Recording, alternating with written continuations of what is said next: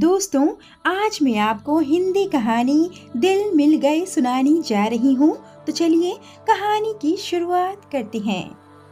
आज अल सुबह इतना कोहरा ना था जितना अब दिन चढ़ते छाया जा रहा था। मौसम को भी अनुमान हो चला था कि आज साफ गोई की आवश्यकता नहीं है। दिल की उदासी मौसम पर छाई थी और मौसम की उदासी दिल पर। गौरिका खामोशी से तैयार होती जा रही थी। न मन में कोई उमंग, न कोई स्वप्न। आज फिर उसे नुमाइश करनी थी अपनी। 32 श्रावण पार कर चुकी गौरिका अब थक चुकी थी इस परेड से। पर क्या करे, न चाहते हुए भी परिवार वालों की जागती उम्मीद हेतु हर बार तैयार हो जाती। शुरू में अच्छी नौकरी के कारण उसने कई रिश्ते टाले। फिर स्वयं उच्च पदासीन होने के कारण कई रिश्ते निम्न श्रेणी कहकर ठुकराए। 30 पार करते करते रिश्ते आने कम होने लगे। अब हर 6 माह बीतने के बाद रिश्तों के परिणाम के साथ उनकी गुणवत्ता में भी भारी कमी दिखने लगी थी। गौरिका ने प्रोफेशनल जगत में बहुत नाम कमाया। आज वह अपनी कंपनी की वाइस प्रेसिडेंट है। बड़ा कैबिन है, कई मातहत हैं, विदेश आना जाना लगा रहता है। सभी वरिष्ठ अधिकारियों की चहेती है गौरिका। पर यह कैसी विडंबना है कि जहां एक तरफ उसकी कैरियर संबंधी उपलब्धि को इतनी छोटी आयु की श्रेणी में रख सराहा जाता है, वहीं दूसरी तरफ शादी के लिए उसकी उम्र निकल चुकी है। यही विडंबना है लड़कियों की। करियर में आगे बढ़ना चाहती हैं तो शादी पीछे रखनी पड़ती है, और यदि समय रहते शादी कर लें तो पति, गृहस्थी, बाल बच्चों के चक्कर में अपनी जिम्मेदारियां निभाते हुए करियर होम करना पड़ता है। क्या हर वह स्त्री जो नौकरी में आगे बढ़ना चाहती है और गृहस्थी का स्वप्न भी संजोती है, उसे सुपर वुमन बनना होगा? गौरिका तैयार हो गई। लड़की वाले आते होंगे। माँ की पुरजोर पुकार से उसके विचारों की तंद्रा भंग हुई। वर्तमान में लौटकर वह पुनः आईने में समय को देख कमरे से बाहर चली गई। हमारी बेटी ने बहुत जल्दी बहुत ऊंचा पद हासिल किया है जनाब, रमेश जी ने कहा। यह सुनते ही लड़की की माँ ने बिना देर किए प्रश्न दागा। घर के कामकाज भी आते हैं या सिर्फ दफ्तरी आती है? हम सोचकर बताएंगे। वही पुराना राग अलाप कर लड़की वाली चली गई। समय बीतने के साथ रिश्ता पाने की लालसा में गौरिका के घर वाले उससे कम तनख्वाह वाले लड़कों को भी हामी भर रहे थे। लेकिन अब बात उल्ट चुकी थी। अक्सर सुनने में आता कि लड़के वाले इतनी ऊंची पदासीन लड़की का रिश्ता लेने में सहज नहीं है। कहते हैं घर में भी मैनेजरी करेगी। शाम ढलने तक बिचौलिए के द्वारा पता चल गया कि अन्य रिश्तों की भांति यह रिश्ता भी आगे नहीं बढ़ पाएगा। एक और कुठाराघात। कड़ाके की ठंड में भी गौरिका की माथे पर पसीना उग गया। सोफे पर बैठे बैठे ही उसके पैर कपकपा उठे तो उसने शॉल से ढक लिए। ऐसा लग रहा था कि उसके मन की कमजोरी उसके तन पर भी उतर आई है। पता नहीं उठकर चल पाएगी या नहीं। उसका मन काफी कुछ ठंडा हो चला था। किंतु आंखों का रोष अब भी बरकरार था। पापा प्लीज अब रहने दीजिए ना। पता नहीं गौरिका की आवाज में कंपन मौसम के कारण था या मनोस्थिति के कारण। इस बेवजह के तिरस्कार से वह थक चुकी थी। जो भी आता है मेरी खूबियों को कसौटी पर कसने की फिराक में नजर आता है। हमेशा शीर्ष पर रहने के बाद हाशिए पर सरकाए जाने की पीड़ा असहनीय लगती है मुझे। उसने भावुक बातों से पिता को सोच में डाल दिया। समय का चक्र चलता रहा। गौरिका के जिद करने पर उसके छोटे भाई की शादी करवा दी गई। उसने शादी का विचार त्याग दिया था। सब कुछ समय पर छोड़ नौकरी के साथ साथ सामाजिक कार्य करती संस्था से भी जुड़ गई। मजदूर वर्ग के बच्चों को शिक्षा देने में उसे सच्चे संतोष की प्राप्ति होती। वहीं उसकी मुलाकात इवान से हुई। इवान भी अपने दफ्तर के बाद सामाजिक कार्य करने हेतु इस संस्था से जुड़ा था। उसकी उम्र करीब 45 साल होगी। ऐसा बालों में सफेदी और बातचीत में परिपक्वता से प्रतीत होता था। दोनों की उम्र में इतना फासला होने के कारण गौरिका बेझिझक उससे घुलने मिलने लगी। उसकी बातों अनुभव से वह कुछ ना कुछ सीखती रहती। एक दिन दोनों काम के बाद कॉफी पी रहे थे। तभी अचानक इवान ने पूछा, बुरा ना मानो तो एक बात पूछूं? अभी तक शादी क्यों नहीं की गौरिका? रिश्ते तो आते रहे किंतु कोई मुझे पसंद नहीं आया तो किसी को मैं। अब मैंने यह फैसला समय पर छोड़ दिया है। मैंने सुना है आपने शादी की थी, लेकिन आपकी पत्नी। कहते हुए गौरिका बीच में ही रुक गई। उफ, तो कहानी सुन चुकी हो तुम। सबके हिस्से यह नहीं होता कि उनका जीवन साथी आजीवन उनका साथ निभाए। फिर कुछ पल की खामोशी के बाद इवान बोले, मैंने सबसे झूठ कह रखा है कि मेरी पत्नी की मृत्यु हो गई। दरअसल वह मुझे छोड़कर चली गई। उसे जिन सुख सुविधाओं की तलाश थी वे मैं उसे 30 वर्ष की आयु में नहीं दे सकता था। एक दिन मैं दूसरी कंपनी में प्रेजेंटेशन देकर जल्दी फ्री हो गया और सीधा अपने घर आ गया। अचानक घर लौटने पर मैंने अपने अहाते में अपने बॉस की कार को खड़ा पाया। मैं अचरज में आ गया कि बॉस घर में क्यों आए होंगे। फटाफट घंटी बजाकर मैं पत्नी की प्रतीक्षा करने लगा। दरवाजा खोलने में उसे काफी समय लगा। 3 बार घंटी बजाने पर वह आई। मुझे देखते ही वह अचकचा गई और उल्टे पांव कमरे में दौड़ी। इस अप्रत्याशित व्यवहार के कारण मैं भी उसके पीछे पीछे कमरे में गया तो पाया कि मेरा बॉस मेरे बिस्तर पर शर्ट पहने इवान का गला भर्रा आया। कुछ क्षण वह चुप नीचे सिर किए बैठा रहा। फिर आगे बोला, पिछले 4 महीनों से मेरी पत्नी और मेरे बॉस का अफेयर चल रहा था। मुझसे तलाक लेने के बाद उसने मेरे बॉस से शादी कर ली। गौरिका ने इवान के कंधे पर हाथ रख सांत्वना दी। एक बात पूछूं? आपने मुझे यह सब बातें क्यों बताईं? कुछ ना बोलकर इवान चुपचाप गौरिका को देखता रहा। आज उसकी नजरों में एक अजीब सा आकर्षण था, एक खिंचाव था।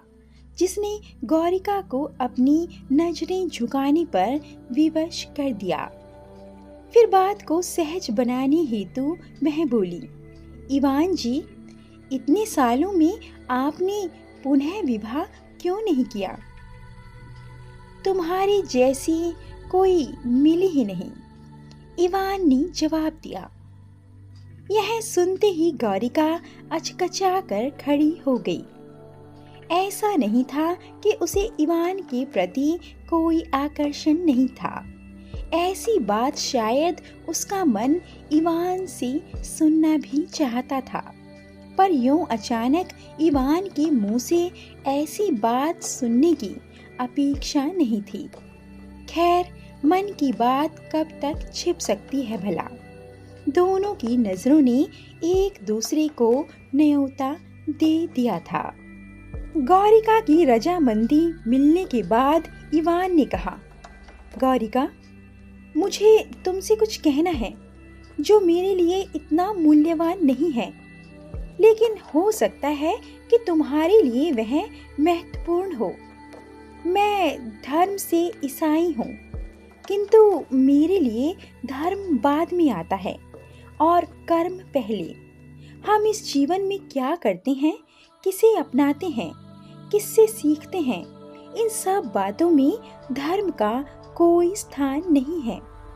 हमारे गुरु, हमारे मित्र, हमारे अनुभव, हमारे सहकर्मी जब सभी अलग अलग धर्म का पालन करने वाले हो सकते हैं, तो हमारा जीवन साथी क्यों नहीं? मैं तुम्हारे गुण, व्यक्तित्व के कारण आकर्षित हुआ हूँ और धर्म के कारण मैं एक अच्छी संगिनी को खोना नहीं चाहता। आगे तुम्हारी इच्छा। हालांकि गौरिका भी इवान के व्यक्तित्व, उसके आचार विचार से बहुत प्रभावित थी, किंतु धर्म एक बड़ा प्रश्न था। वह इवान को खोना नहीं चाहती थी, खासकर यह जानने के बाद कि वह भी उसे पसंद करता है। मगर इतना अहम फैसला वह अकेली नहीं ले सकती थी। लड़कियों को शुरू से ही ऐसे संस्कार दिए जाते हैं जो उनकी शक्ति कम और बेड़ियां अधिक बनते हैं। आत्मनिर्भर सोच रखने वाली लड़की भी कठोर कदम उठाने से पहले परिवार तथा समाज की प्रतिक्रिया सोचने पर विवश हो उठती है।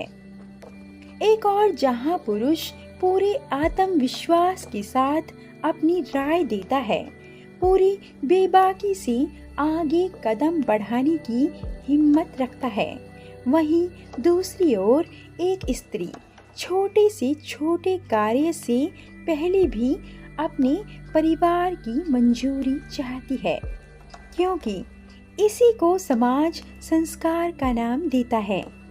आज रात खाने में क्या बनाऊं से लेकर नौकरी करूं या गृहस्थी संभालूं तक, मानो संस्कारों को जीवित रखने का सारा बोझ स्त्री के कंधों पर ही है। गौरिका ने यह बात अपनी माँ के साथ बांटी। आप क्या सोचती हैं इस विषय पर माँ? माँ ने प्रत्युत्तर प्रश्न किया। क्या तुम इवान से प्यार करती हो? गौरिका की चुप्पी ने माँ को उत्तर दे दिया। वे बोली, देखो गौरिका, तुम्हारी उम्र मुझे भी पता है और तुम्हें भी। मैं चाहती हूँ कि तुम्हारा घर बसे, तुम्हारा जीवन प्रेम से सराबोर हो, तुम भी अपनी गृहस्थी का सुख भोगो। मगर अब तुम्हें यह सोचना है कि क्या तुम दूसरे धर्म के परिवार में तालमेल बैठा पाओगी। यह निर्णय तुम्हें ही लेना है। गौरिका की माँ से हामी मिलने पर इवान उसे अपने घर, अपने परिवार वालों से मिलाने ले गया। इवान के पिता का देहांत हो चुका था। घर में माँ व छोटा भाई थे। गौरिका को इवान की माँ पसंद आई। माँ की परिभाषा पर स्टीक उतरती थी, सीधी सरल औरत। विवाह उपरांत कौन क्या करेगा, अभी इसका केवल अनुमान ही लगाया जा सकता है। इवान की पहली शादी हमने अपनी बिरादरी में की थी, लेकिन अब इतने वर्षों के बाद यह किसी को पसंद कर रहा है तो जरूर उसमें कुछ खास होगा। माँ खुश थी। लेकिन गौरिका हिंदू है, यह जानकर इवान के भाई का मुंह बन गया। कुछ ही देर में इवान की बड़ी विवाहित बहन आ पहुंची। उसे इवान के छोटे भाई ने फोन कर बुलाया था। बहन ने आकर काफी हंगामा किया। तेरे को शादी करनी है तो मुझसे बोल, मैं लाऊंगी तेरे लिए एक से एक बढ़िया लड़की। यह तो सोच कि एक हिंदू लड़की एक तलाकशुदा ईसाई लड़के से, जो उससे उम्र में भी बड़ी है, शादी क्यों करना चाहती है। तूने अपना पास्ट इसे बता दिया, पर कभी सोचा कि जरूर इसका भी कोई लफड़ा रहा होगा। इसने तुझे कुछ बताया? क्या तू हमसे छिपा रहा है? लेकिन इवान अड़िग था।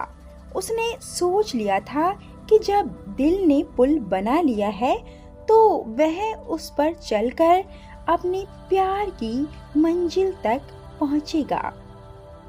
गौरिका प्रसन्न थी कि इवान व उसकी माँ को यह रिश्ता मंजूर है।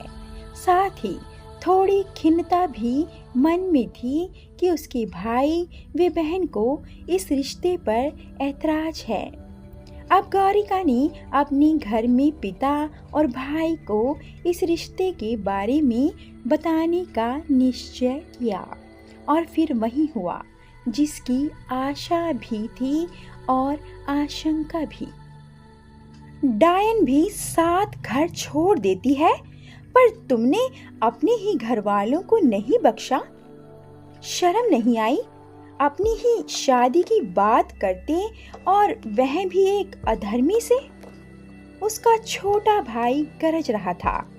वह भाई जिसकी शादी की चिंता गौरिका ने अपनी शादी से पहले की थी। मैं क्या मुंह दिखाऊंगी अपने समाज में? मेरे मायके में मेरी छोटी बहन कुंवारी है अभी, उसकी शादी कैसे होगी यह बात खुलने पर। भाई की पत्नी भी कहाँ पीछे थी। 100 बात की एक बात गौरिका, यह शादी होगी तो मेरी लाश के ऊपर से होगी। अब तेरी इच्छा है, अपनी डोली चाहती है या अपनी माँ की मांग का सिंदूर। पिता की 2 टूक बात पर गौरिका सिर झुकाए रोती रही। वह रात बहुत भारी बीती। बेटी की इस स्थिति पर माँ अपने बिस्तर पर रो रही थी और गौरिका अपनी बिस्तर पर। आगे क्या होगा, इससे दोनों अनजान डर पाली थीं। अगले दिन पिता ने बुआ को बुला लिया। गौरिका अपनी बुआ से हिली मिली थी, अतः पिता ने बुआ को मोहरा बनाया, उसे समझाकर शादी से हटाने हेतु। बुआ ने हर तरह के तर्क वितर्क दिए, उसे इमोशनल ब्लैकमेल भी किया। उनकी बातें जब पूरी हो गई तो गौरिका ने बस एक ही वाक्य कहा, बुआ, मैं बस इतना कहूँगी कि यदि मैं इवान से शादी नहीं करूँगी तो किसी से भी नहीं करूँगी। किंतु अपेक्षा के विपरीत गौरिका का शादी ना करने का निर्णय उसके पिता व भाई को स्वीकार्य था, लेकिन दूसरे धर्म के नेक प्यार करने वाले लड़के से शादी नहीं। अगली सुबह नाश्ते की टेबल पर पिता बोले, गौरिका की शादी के लिए मैंने एक लड़का देखा है, हमारे द्विवेदी जी का भतीजा। देखा भाला परिवार है, उन्हें भी शादी की जल्दी और हमें भी। उन्होंने घृणा भरी दृष्टि गौरिका पर डाली। गौरिका का मन हुआ कि वह इसी क्षण वहाँ से कहीं लुप्त हो जाए। उसी शाम से हिंदुत्व प्रचारक सेना के प्रमुख द्विवेदी के भतीजे के गुंडे गौरिका के पीछे लग गए। उसके दफ्तर के बाहर खड़े रहते, रास्ते भर उसका पीछा करते ताकि वह इवान से ना मिल सके। 3 दिनों की लुका छिपी से गौरिका काफी परेशान हो गई। क्या हम इसलिए अपनी बेटियों को शिक्षित करते हैं, उन्हें आगे बढ़ने, प्रगति करने की प्रेरणा देते हैं कि यदि उनके एक फैसले से हम असहमत हों तो उनका जीना दूभर कर दें? यह संकुचित सोच उसकी माँ को कुंठित कर गई।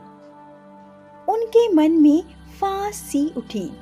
क्या लड़की समाज के लिए अपनी खुशियों का, अपने जीवन का बलिदान दे दे तो महान तथा संस्कारी, और यदि अपनी खुशी के लिए अपने ही परिवार से कुछ मांगे तो निर्लज।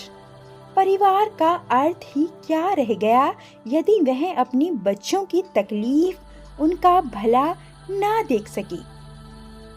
रात के भोजन पर गौरिका के मन पर छाए चिंताओं के बादल से या तो वह स्वयं परिचित थी या उसकी माँ, अन्य सदस्य बेखबर थे। वे तो समस्या का हल खोज लेने पर भोजन का रोज की भांति स्वाद उठा रहे थे। हंसी मजाक से माहौल हल्का बनाए हुए थे। अचानक माँ ने अपना निर्णय सुना दिया। गौरिका, तुम मन में कोई चिंता ना रखना। तुम आज तक बहुत अच्छी बेटी, बहुत अच्छी बहन बनकर रही। अब हमारी बारी है। यदि आज तुम्हें कोई ऐसा मिला है जिससे तुम्हारा मन मिला है तो हम तुम्हारी खुशी में रोड़े नहीं अटकाएंगे। इससे पहले कि पिता टोकते, वे उन्हें रोकती हुई आगे बोली, कर्तव्य केवल बेटियों के नहीं होते, परिवारों के भी होते हैं। इवान के परिवार से मैं मिलूंगी और शादी की बात आगे बढ़ाऊंगी। माँ के अडिग अटल निर्णय के आगे सब चुप थे। शादी के दौरान भी तनाव कुछ कम नहीं हुआ।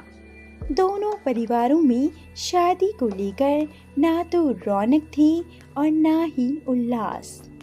गौरिका के पिता और भाई ने शादी का कार्ड इसलिए नहीं अपनाया था क्योंकि उस पर बाइबल की पंक्तियां लिखी जाती थीं और इवान के रिश्तेदारों को उस पर गणेश की तस्वीर से आपत्ति थी। केवल दोनों की माँओं ने ही आगे बढ़ चढ़कर शादी की तैयारी की थी। बेचारे दूल्हा दुल्हन दोनों डरे थे कि शादी में कोई विघ्न न आ जाए। शादी हो गई, तब भी गौरिका थोड़ी दुखी थी। बोली, कितना अच्छा होता यदि हमारे परिवार वाले भी सहर्ष हमें आशीर्वाद देते। मगर इवान की बात ने उसकी सारी शंका दूर कर दी। बोला, कई बार हमें चुनना होता है कि हम किससे प्यार करते हैं। हम दोनों ने जिसे प्यार किया उसे चुन लिया। यदि वे हमसे प्यार करते होंगे, हमारी खुशी में खुश होंगे तो हमें चुन लेंगे। अब मन में बिना कोई दुविधा लिए दोनों की आंखों में सुनहरे भविष्य के उज्जवल सपने थे। दोस्तों, आपको कहानी कैसी लगी?